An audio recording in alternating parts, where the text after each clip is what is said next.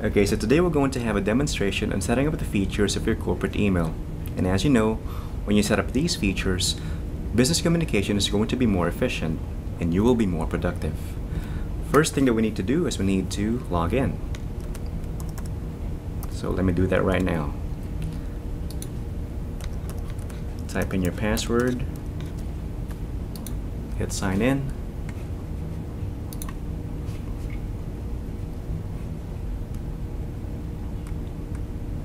Okay, like what we talked about, I have already set up my action labels, my reference labels, and the kata classification on the left side. Now I'm going to show you how to create nested labels. First, click on Labels, scroll down, and click on Manage Labels. Thereafter, hit this button which says Create New Label. Now for the purpose of this walkthrough, I'm just going to type in customer and click on create. Notice that it appeared under administrative. Okay. Now go back to your inbox and let's have an example. We're going to open an email and then apply that label.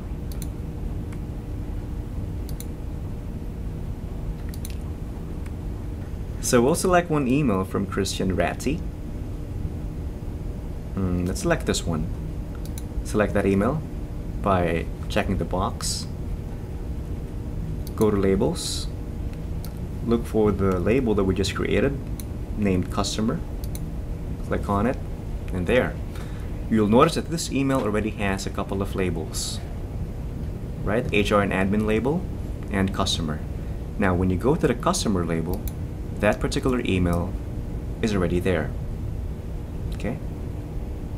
So one email may appear in different labels.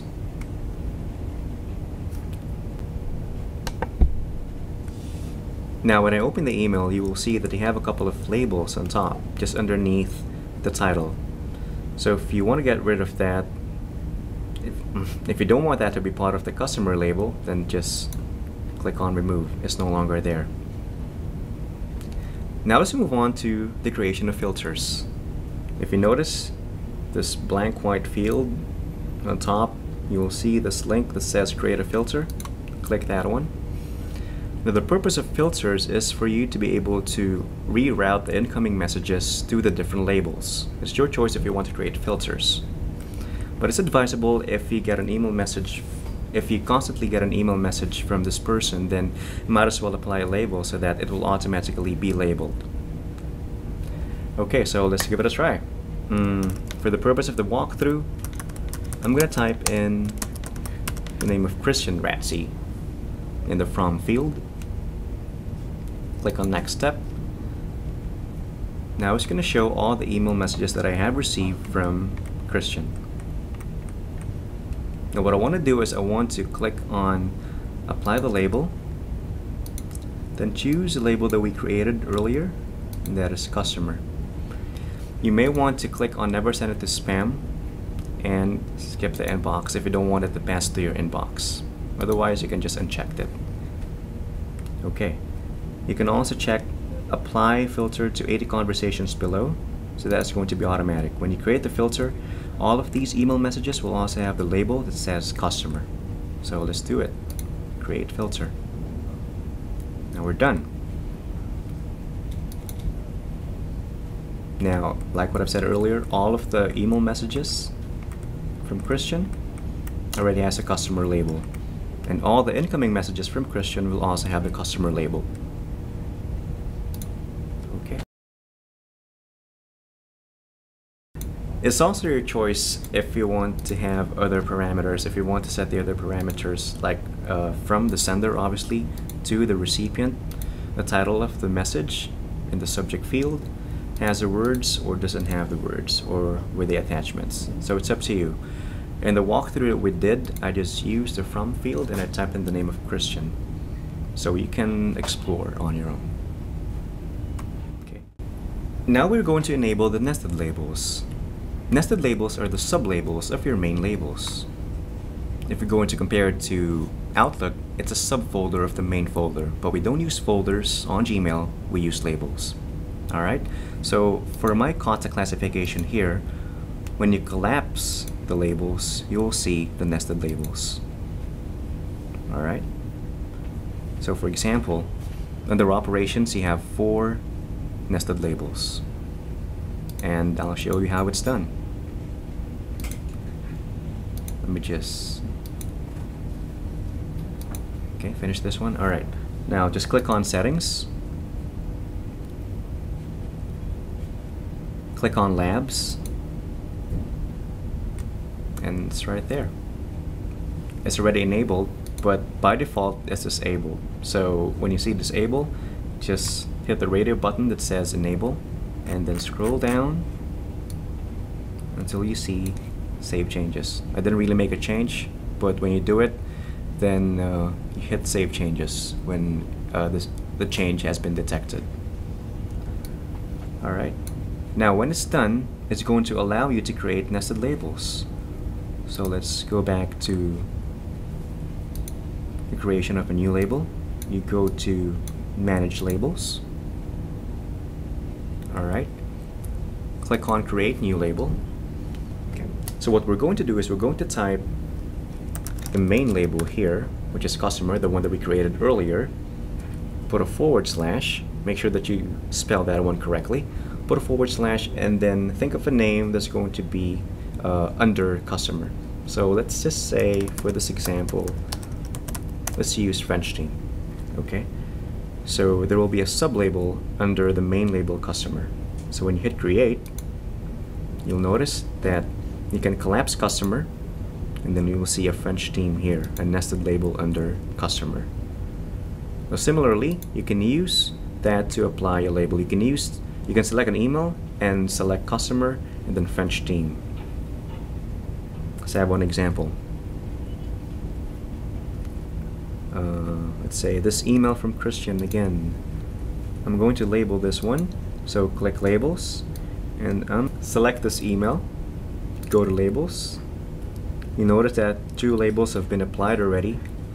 Scroll down and find that nested label that we created, customer / French team. Alright, so when you click on the French team label, alright, you see the emails there. Okay, so it's that simple. Okay, so now we're going to enable the right side chat. So what we do is we go to settings, and you will see the different tabs here. Again, you go to labs.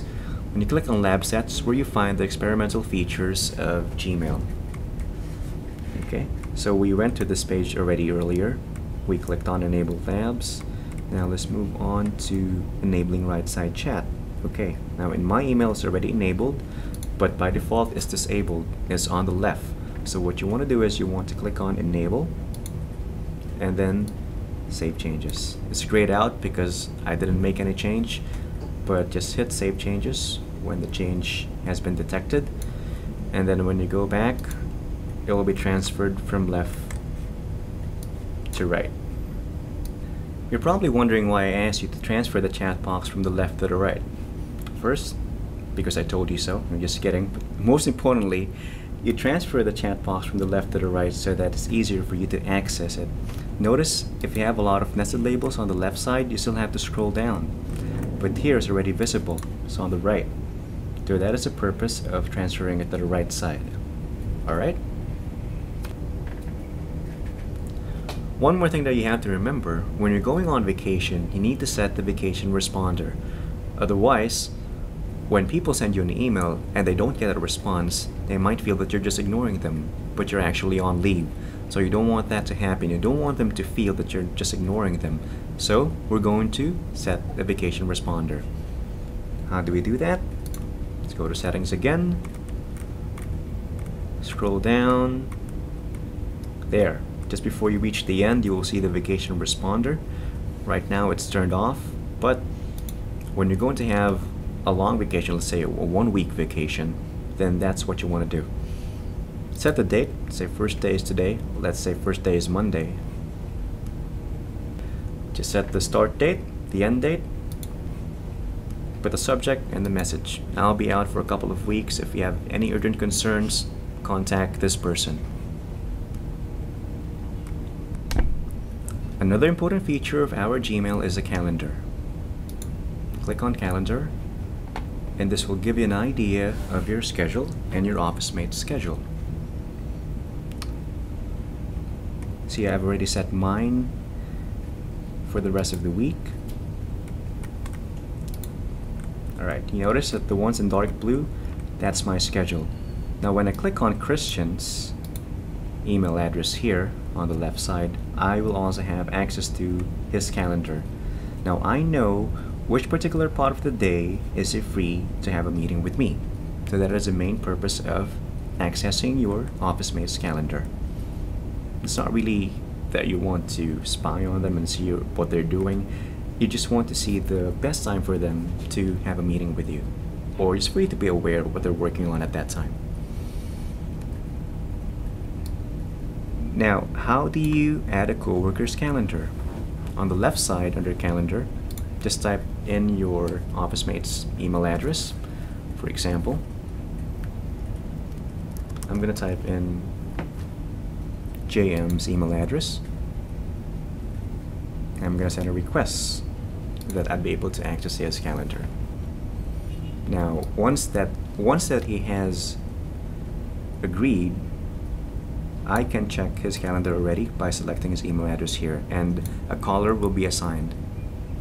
So you notice you have different color codes here. When I click on Stefan, it's orange. Maxime, it's purple. So yeah, his week is loaded. Okay, so that is the function of the Gmail calendar. So how do you set the schedule on your calendar? We'll simply drag and then type the event. Let's say meeting with Christian. It's going to be from 3 to 4 p.m. Create event, and it's there. Of course, you want to add more details and you want to invite Christian. So what do? You add guests. So type in Christian's name. Okay, it's added. Then you may want to add a description of validation. Let's say validation of scripts. Okay, there's a description already. Venue, it's up to you. If you're certain that a certain room is free at that particular time, then you can also include it. And when you're done with that, you can click save. When you hit save, you have this message asking you whether you want to send the invitation. Just click send so that they'll be informed. Alright, and the recipient will be notified of the event invitation as well.